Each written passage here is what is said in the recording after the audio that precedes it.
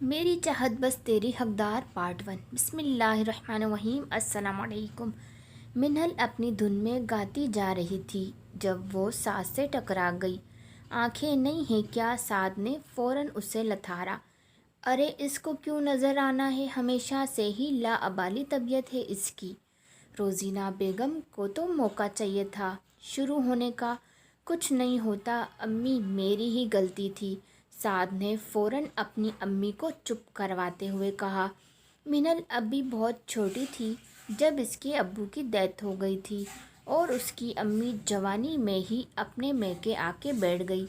भाइयों ने तो अपनी बहन के दुख को समझते हुए उसे कबूल कर लिया, लेकिन रोज़ीना और ज़रीना ने शाज़िया मिन्हल की अम्मी और मिन्हल को कभी कबूल नहीं किया। यही वजह थी कि जब भी मिन्हल कोई शरारत करती थी तो उसको डांट डिपट करने का कोई भी मौका हाथ से जाने नहीं देती थी। साद भाई, आप भी तो देख के चल सकते थे, फिर डांट मुझे क्यों पड़ रही है? सिर्फ मिन्हल ने मुंह फुलाते हुए कहा। क्योंकि तुम हो ही अफलातून। साद ने मिन्हल के सर पर चिट लगाते हुए कहा और मुस्कुरा के चलता बना। अम्मी, आप किचन में क्या कर रही हो? आपको पता है सुबह मेरा सेंटर में पहला दिन है और मुझे कुछ बुक्स लेनी हैं। चलें आप मेरे साथ। मिन्हल अपनी अम्मी को ढूंढते हुए किचन में पहुंच गई थी। मैं नहीं जा सकती तुम्हारे साथ। आज नादिया को देखने के लिए लड़के वाले आ रहे हैं। मुझे खाना बनाना है। तुम्हारी मुमानी अकेले नहीं कर सकेगी।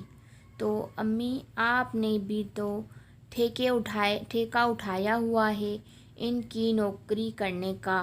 भले आपको सारा दिन इतनी बातें सुनाती हैं ये सब। मिन्हल को गुस्सा आ रहा था, इसलिए फट पड़ी। ना बेटा, ऐसा नहीं कहते। रहने के लिए छत है और इज्जत से रोटी खा के सोते हैं। ये इन लोगों की मेहरबानियाँ हैं। शाज़िया बेगम, जो सब्र व शुक्र की पेकर थी, मिन्हल को हर वक्त यही बात समझाती थी, लेकिन वो मिन्हल ही क्या जो बात को समझे। तुम साद को या सादिया को लेके चली जाओ, शाज़िया बेगम ने अपने भतीजों का नाम लेते हुए कहा। अब इनकी कौन मिन्नतें करे? मिन्हल ने कहा। मैं इनको कह देती हूँ तुम्हारे साथ चले जाएंगे।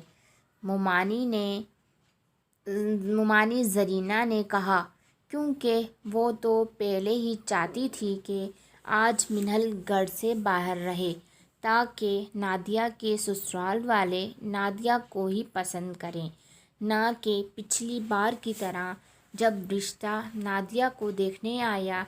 इन्होंने जब मिन्हल को देखा, उसकी खूबसूरती के सामने कोई मायना नहीं रखती थी, इसलिए इन्होंने मिन्हल का रिश्ता ही मांग लिया। ज़रीना अपनी बेटी की इंसल्ट कैसे बर्दाश्त कर लेती? फ़ौरन से बोल पड़ी कि मिन्हल का रिश्ता हो चुका है।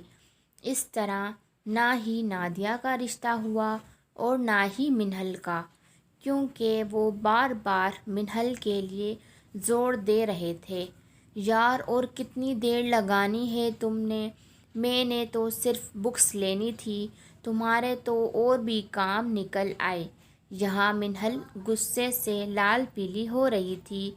इसकी बुक्स तो सिर्फ 10 मिनट में खरीदी जा चुकी थी, जो एक ही जनरल स्टोर से मिल गई थी।